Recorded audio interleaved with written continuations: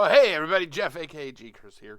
Welcome to another video. You're probably wondering what it is because it's been quite a fucking long time since I've done one of these. That's right, today we are going to back to the black site, the files from Unsolved Mysteries. Today I'm going to be covering David Davis, aka Dave Davis. Basically, this guy was the first case on the YouTube release of Unsolved Mysteries. So season 1, episode 1, this was like the very first case. I thought I would go back and just start the very top and work my way all the way through the entire series of Unsolved Mysteries. So today we are starting off with David Davis, aka Dave Davis. This was a wanted case about a guy who murdered his wife, and then he tried to claim that the horse did it. Oh, don't look at Dave Davis. He didn't do it. It was a horse. The horse did it all. It was an evil fucking horse that had the world domination aspirations, basically. But anyway, so let's get right to that case right after these commercials from the 1980s. Yes, I love to put in commercials from the 1980s. But anyway, I will be right back.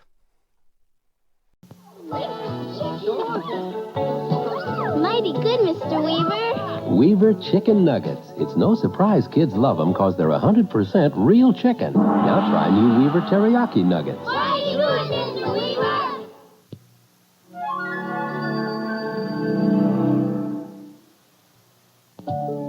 I don't take just anybody's word about what's best for my baby, and I don't expect you to.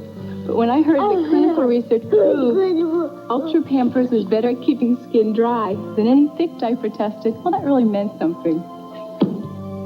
Especially since I'm also a pediatric nurse practitioner.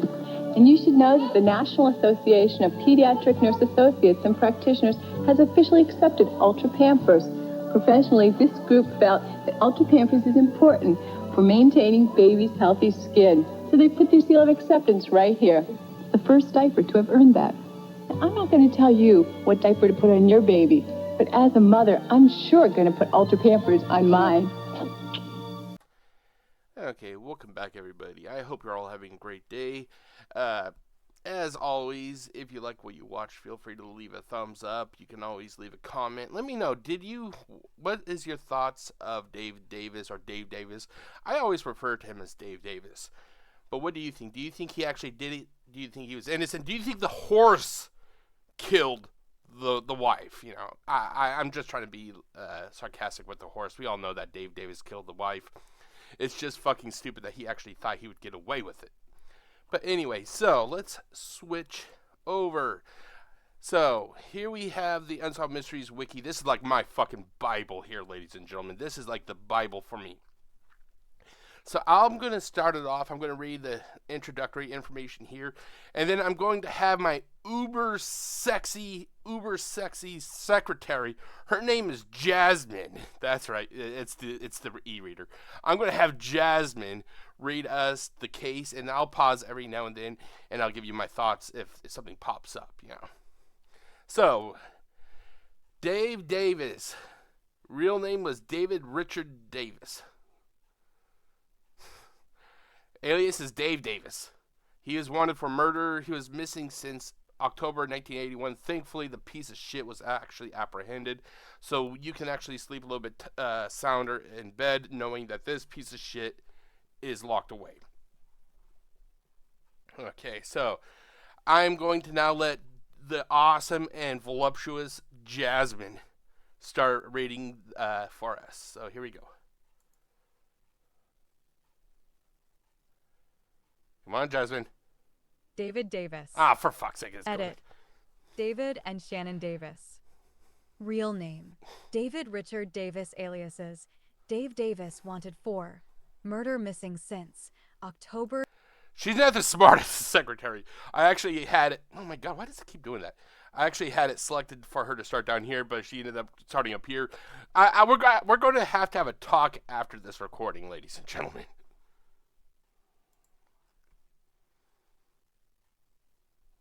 Come on. October 1981. AD. Advertisement. Case. Details. Okay. 43-year-old David Davis is wanted for the murder of his wife, 25-year-old registered Shannon Moore Davis. Okay, now you got to remember back then, back, a few decades ago, having almost a 20-year gap in marriage, between husband and wife wasn't as risque as it is now. Nowadays, it seems like the age gap is a little bit shorter. As you can see here, he was about he was 18 years older than her. It looks like my math may be wrong a little bit, but But yeah, this is something I actually just realized as she was reading it. For some reason, it never really clicked until now. It's just like, holy shit. He must have liked them really young. He probably liked them younger in order to have better control over them, because when they're younger, they're more susceptible to being controlled.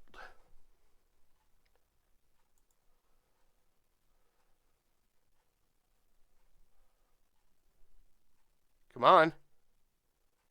Oh, for fuck's sake. Are you going to read it all? She was still living at home with her parents, Bob and Lucille Moore, when she met David, then 34, at a wedding party in Sylvania, Ohio, on August 4th, 1979. He was a former University of Michigan graduate student in pharmacology. Just 8 weeks later, David and Shannon married in Las Vegas, Nevada. They moved to a farm in the small Michigan farming community of Pittsford. On July 23rd, 1980, they prepared to go for a sunset horseback ride. Within an hour, she was dead. He claimed she was an inexperienced rider. When they reached the edge of the woods, she lost control and fell off her horse, striking her head violently on the ground. His simple and plausible story was immediately accepted and believed by Shannon's family and friends.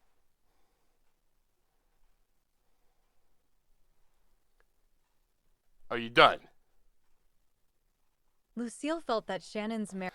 I swear to God, she waits for me to start, okay, I'm going to have to start taking over and reading. Then she starts fucking reading again. Okay, so, as you can see here, he was trying to literally blame her. He was blaming everybody but himself. It was the horse. It was her. Nah, we all know that it was him. It was him, and that's all there is to it. Besides the fact, later they'll find, if I remember, I think this is the same case where they find that she was injected with something. So what the fuck is it? Did the horse literally throw her off, and then the horse reached into his little saddle and pulled out a needle and just stab her? No, we know that it was Dave Davis. I think he could have... Blaming the horse was like the worst excuse he could have done. He could have probably done anything else. It could have been a jealous ex-lover. It could have been the fucking IRA, Irish Republican Army. It could have been fucking the Lebanese looking for Doc Brown and the plutonium, and those would have seemed like better excuses or better alibis or whatever the correct term is than trying to blame the horse. The one thing the main takeaway here we should all learn is that Dave Davis was not the smartest of people. Okay, Jasmine, please read. Marriage was made in heaven. She began to love David. Bob described him as a man's man. He was an outdoor person who liked hunting and fishing. Bob said he was very manly and likable. Lucille thought that he would protect Shannon from anything. She had no idea what he was really like. After Shannon's death, Bob and Lucille began to discover that David was not the man he seemed to be. They began to find clues in his behavior which led them to believe that her death was not an accident. He has since disappeared, and there is a warrant out for his arrest. But Bob and Lucille are afraid that he may have gotten away with a perfect crime.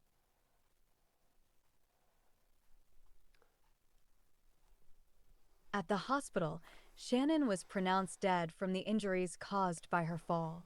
Minutes later, Bob and Lucille were surprised and upset when David insisted that she be cremated.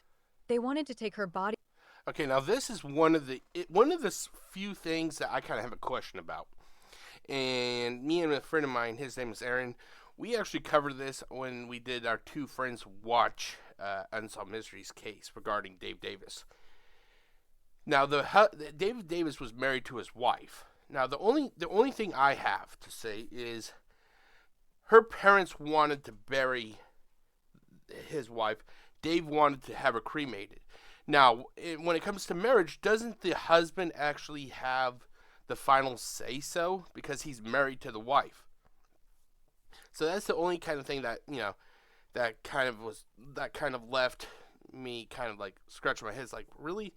When does the wife's family actually have say over the remains of a wife if she's, since she's married? You would think that it would go to the husband, the choice, I'm not saying that, she should not have been cremated or anything, because he was trying to have the body cremated to get rid of the evidence.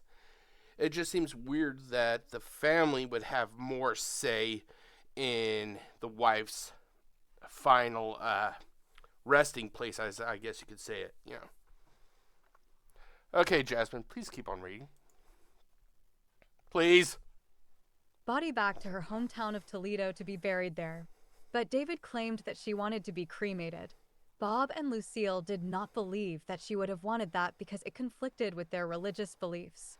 Bob planned to get a temporary restraining order to stop David from doing it. However, he eventually gave in and allowed her to be buried. Okay, so we know, though, that the reason that he wanted... what was her name again? Oh my god, I cannot recall what her name was. Hold on. Let's see here. Shannon. Okay, for some reason, I wanted to say Sharon. It's Shannon. Sorry, wait, Shannon? I got my memory shot right now. Yeah, Shannon. Okay. Okay, so I used the spacebar to... Let's see here. Will this make it read again? Hold on. Okay, let's see. Will it work? That night, Lucille could not sleep. She remembered that Bob had caught David in a lie about life insurance. Bob had asked him if he had life insurance on Shannon, and he said no. Okay, that's one of the weird things that the father would ask the husband, Well, it just seems weird that he would ask, well, do you have life insurance on my daughter? Like, okay, but it just seems weird if you ask me.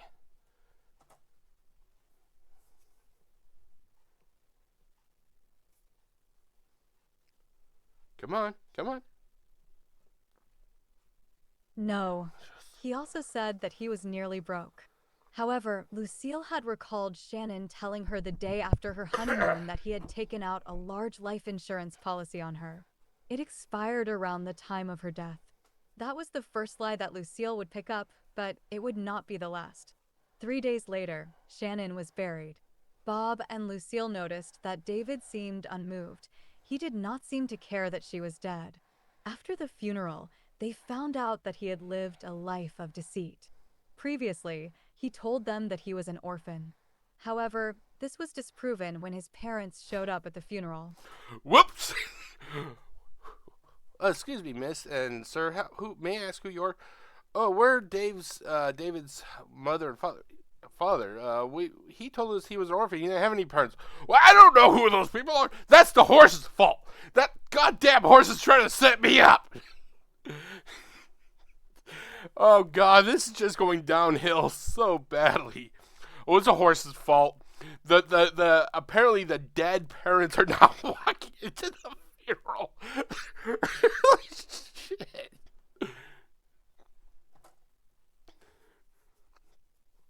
Funeral. He bragged that he had been wounded in Vietnam. His parents said he was never in the service. They also told Bob and Lucille that he was not a millionaire, which was something he told Shannon when they met. He had also lied about attending medical school. Okay, so let's get this straight. David Davis was supposed to have been a millionaire. He was supposed to have been in the fucking army. He was apparently went to medical school. This guy fucking just lie after lie after lie. It's the horse's fault. It's the horse's fault. Oh god, I am so glad they got this guy. This guy does not deserve freedom.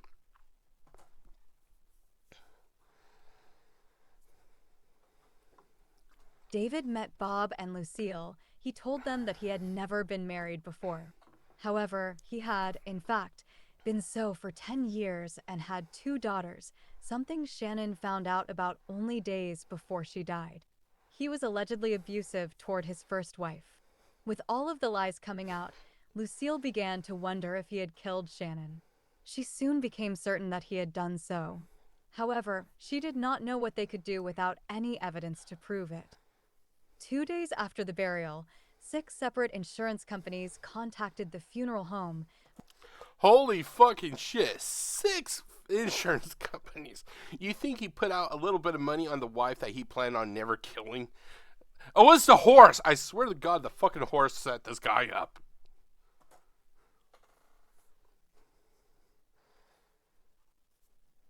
Come on. Come on, Jasmine.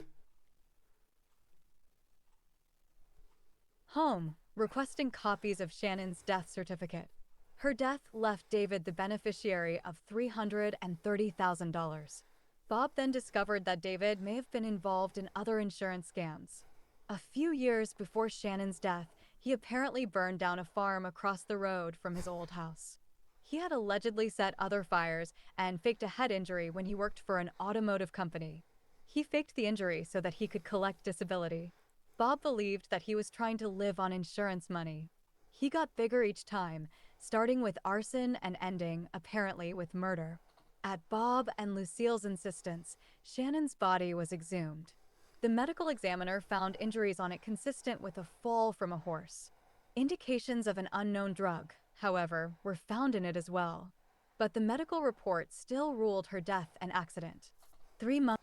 Okay, so whoever ruled her death as an accident must have been a fucking idiot, because they found an unknown drug in her body. So it's like, if anything, it should have been her death should have been her death should have been ruled as suspicious. Suspicious at the least, murder at the worst. We all know she was murdered, but to say it was an accident when there was an unknown drug, that's just not cool. That's just not cool.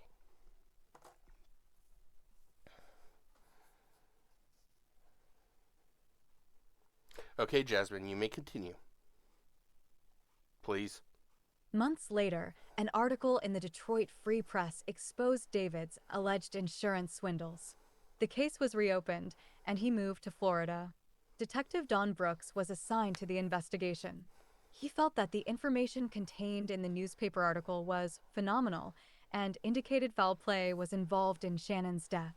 He contacted the toxicologist, Dr. Robert Forney, who had earlier found traces of the unknown drug in Shannon's body. Dr. Forney explained that his laboratory had a very large number of chemicals that they compared to the one found in her body. He noted that there are over 250,000 in common use. Initially, they were able to search for and rule out about 1,000 of them. Wow, there's over 250,000 common drugs in use, or chemicals or whatever, and they only were able to rule out 1,000. Holy shit, this would take forever.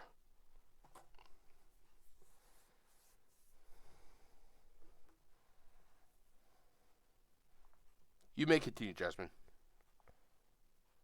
He told Detective Brooks that he needed some help to identify the chemical. Dr. Forney asked for information regarding David's background. Detective Brooks told him that David was a dirt farmer who had several large animals on his farm. Dr. Forney and Detective Brooks contacted veterinarians in the area that may have serviced David. Detective Brooks asked them if they knew of any drugs that they used on large farm animals that could affect the muscular or nervous systems. One of them provided him with the name of a drug, succinylcholine chloride, an animal tranquilizer. It causes massive... Okay, well, there we have it. The horse was a notorious drug addict, and the horse was actually the one that killed Shannon. It was never the piece of shit that was never a millionaire or went to a fucking medical school or in the army. It was the horse. Clearly the horse did it. Okay, everybody, pack it all up. Pack it up. Get all that fucking yellow tape off the trees. Get the horse into the fucking trailer. He's going to go down to the glue factory. The horse did it. We got to figure it out. Okay, case is over. We know that he did.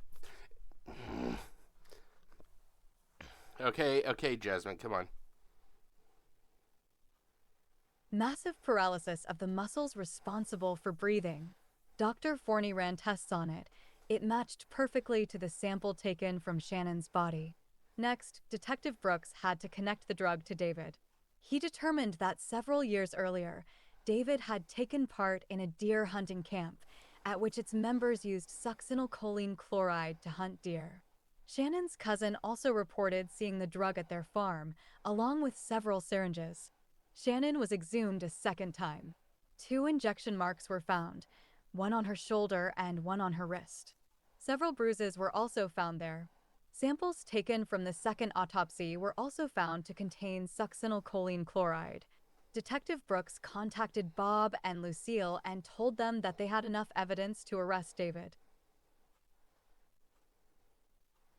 On October 13, 1981, a grand jury issued a first-degree murder warrant for David. Detective Brooks believes that he pushed or coaxed Shannon off her horse, wrestled her to the ground, and then paralyzed her with the lethal tranquilizer. He then struck her head on a rock so that the injuries would appear accidental. Detective Brooks is certain that her death was a premeditated murder. He believes that David married her to kill her and profit from it. When the police went to arrest David, he was nowhere to be found. Oh my god, you're telling me a criminal acted like a fucking criminal? Who would have fucking thought? Wait, what's that? The horse didn't do it? Okay, get the horse down from the lift. Okay, oh my god, that horse is fucking lucky. He was 3 minutes away being turned into glue. Okay, get him out of there. Bring him. Okay, we are sorry, Mr. Horse. We thought you were the one that actually injected this poor victim with the sedative. You are free to go. Sorry, Mr. Horse. But anyway, as I was saying, who would have thought that a fucking criminal would act like a criminal and run like a little chicken shit?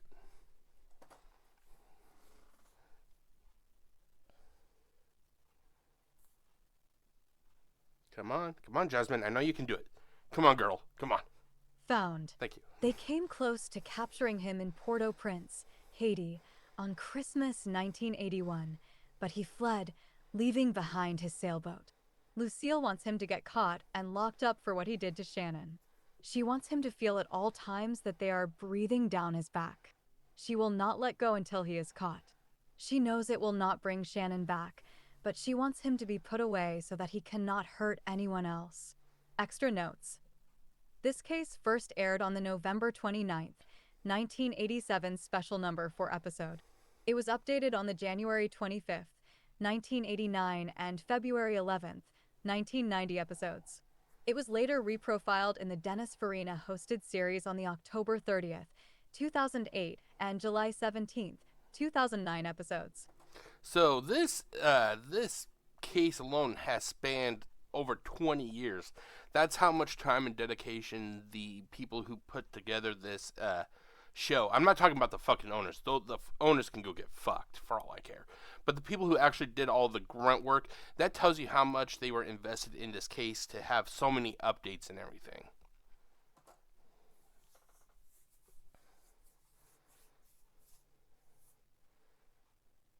Come on. Episodes. It was the first case profiled by host Robert Stack. It was also profiled on America's Most Wanted during David's flight from justice and documented on American Justice, Forensic Files, The New Detectives, and Happily Never After his capture. In 1993, it was adapted into a TV movie, Victim of Love, The Shannon Moore Story, starring Dwight Schultz. Okay, now to those who are not aware, Dwight Schultz, he actually played Howling Mad Murdoch from the A-Team. Now that I know that Dwight Schultz was in this movie, I really should look it up, see if I can find it. Okay, come on, Jasmine. Schultz. David after his 1989 arrest. Results. Captured. Within days of the December 28th, 1988 repeat broadcast, David was captured. A viewer in the United States contacted the police and identified him as a former boyfriend named David Meyer Bell. He was living in the village of Tafuna on the tiny island chain of American Samoa in the South Pacific, 2,000 miles south of Hawaii. He had previously obtained a Florida driver's license under that name. 3 days later, on January 6, 1989, he was arrested. Police learned that in 1985, he had fled to American Samoa, where he lived in a one-room shack. Before that, he had lived in Florida, Haiti, and Alaska, among other places. In 1986, he married a 20-year-old Samoan woman. He told her... Okay, I was trying to pause it. For some reason, I scrolled it down, though. How far did this guy fucking fall? He went from having a nice house and probably having a... I mean, Shannon sounded like she was a really nice wife. He went from... He basically had it all until he lied and killed his wife.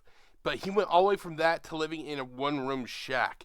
I really hope that those sleepless nights when, like... Because you gotta think that his conscience was fucking eating him alive.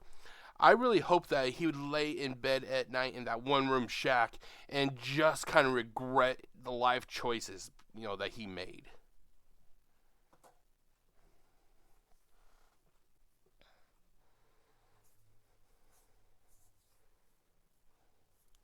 Come on, Jasmine.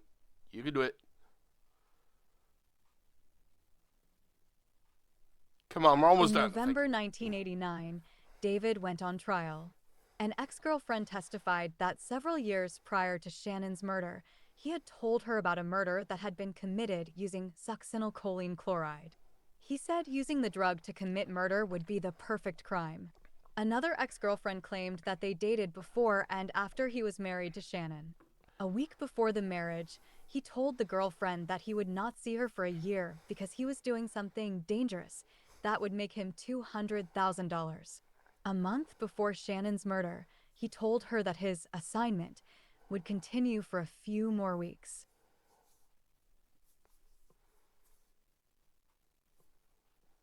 On the day of Shannon's murder, David did not let her nephew or their dogs accompany them on their horseback ride, even though they normally did so. He also did not let his neighbor's son ride with them, even though he had done so before. When police investigated the scene, Shannon's shoes were found 8 feet from the bloody rock. They were given back to David and then they disappeared. After her death, several witnesses noticed scratches on his face and hand.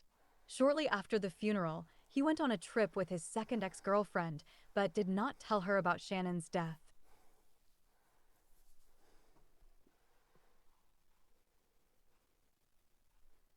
Come on. David's defense attorneys claimed that Shannon's death was an accident and that the science surrounding the tests for succinylcholine chloride was flawed. On December 5th, 1989, after only 2.5 hours of deliberation, a Michigan jury convicted him of first-degree murder. He was sentenced to life in prison without the possibility of parole. For Bob and Lucille, the verdict brought an end to their 9-year struggle for justice. On November 9th, 2014, after serving 25 years, David died in a prison hospital at the age of 70. Sadly, Bob and Lucille have also since passed away. Links. Question. Okay, so that was basically the case of David Davis. He murdered his wife Shannon Moore Davis But anyway, thankfully he was apprehended, and thankfully he died in prison. I would prefer him die in his prison cell, but he's still dead, And regarding Bob and Lucille, I'm sad that they passed away, but no one's immortal basically. But I'm glad that they were able to see justice be served, because as you're going to learn throughout all of these cases that I cover, sometimes people don't get to be alive when justice is served. So let's actually scroll down. Okay, so we have Shannon. Okay, I'm just going to do Shannon Davis at Find a Grave. I'm not going to do David Davis because he does not deserve any kind of recognition beyond what he's already receiving. So let's take a look at Shannon. Okay, here, let's let's zoom in. Okay, so we have Shannon Lou Moore. I think that's how you pronounce her last name. She was born September 1st, 1954 in Toledo, Lucas County, Ohio, USA. She passed away July 23rd, 1980. She was 25 years old at Pittsford, Hillsdale, County, Michigan, USA. She's buried at the Calvary Cemetery in Toledo, Lucas County, Ohio, USA, in section 37. Okay, here are some pictures. Now, a lot of these pictures we're going to see, hopefully, if it ever loads up, are from the Unsolved Mysteries episode itself. Come on. Wow, really? Okay, let's try again. Okay, where's reload? They don't have a refresh. There we go. There it goes. Thank you. So here she is. It looks like she was a nurse. I can't recall if they actually mentioned what her job was. Here's a picture of her at happier times. Okay, I'm guessing that this could have been a picture of her father. I'm guessing Shannon could have been the younger girl. I'm not sure, though. Okay, here she is with, I'm guessing, a colleague or even it could be the other girl in that previous picture. It could be a sister. And here we go with some more family photos. Man, God, look at how... I love these dated older photos because that's the one thing I always like to hear when people talk about pictures. Pictures literally capture a moment in time. Those pictures will never change after they're captured. You can look at something and it's like looking like right here, looking right here. It's like literally looking at and through a portal into a different time. Oh my God, what is this? 56K? Am I loading up? Is this 56 fucking K? Okay, so we have Robert E. Moore. He was a lieutenant merchant marine, World War II. That must be our father. And then our beloved daughter, or our daughter, is Sharon Moore, and it gives her date of birth and death. Also has her mom down here. I didn't notice that I had her mom also. It's right here. Oh my God, this is like 56K. It was loading up. Okay, we have a zoomed in of Shannon Moore. She was a registered nurse. Here is another photo. And then we have that one and another picture of her, whatchamacallit, the tombstone. But yeah, that is about it. That was the case of... Here, let's actually do this. That was the case of Dave Davis. Real piece of work. He murdered his wife basically to get...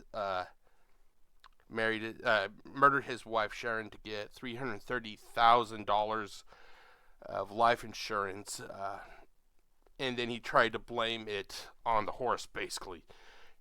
And not only did he try to blame it on the horse, he also tried to basically blame Shannon for her own death. That, oh, she was inexperienced. No, this guy was the reason she was killed.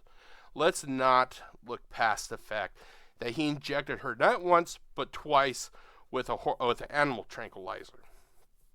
But that is it, ladies and gentlemen. When I return, I'll give you my final thoughts regarding this case, so stay tuned and I'll be right back. When suffering with a cold at night, why take anything but NyQuil? The nighttime sniffling, sneezing, coughing, aching, stuffy head, fever, so you can rest medicine.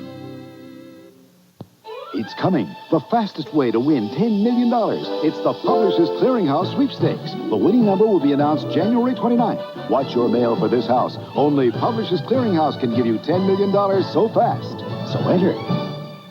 Does Daddy like it? Your daddy loves Old Spice. I love the smell of my daddy. This Christmas, give your men the clean, masculine scent of Old Spice. I love the smell of Daddy. And so does Mommy. Give him the gift he'll love, Old Spice.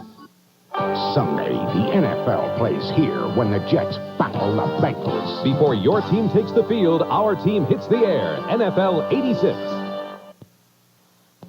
People can hardly wait to get through Christmas dinner when they know they're getting Baskin-Robbins ice cream cakes made specially for them for dessert. Baskin-Robbins, we've made your Christmas a piece of cake. Okay, so this is the part where I'll give you my final thoughts, and basically it's going to be a quick part of this video, but I'm glad that the family was able to get their justice. I have watched many of these cases where somebody has been killed, and the family literally has all died while waiting for justice to be served. This is one of those few times that the family gets to see justice, and it's pretty righteous when it actually happens. I just can't help but think about how much lies can literally destroy a marriage. It seems that this guy, it was just lie after lie after lie after lie. And ultimately, at the very end, that's what basically happened. You know, he let his lies get a hold of him, you know. It's also kind of karma. It's kind of like karma a little bit.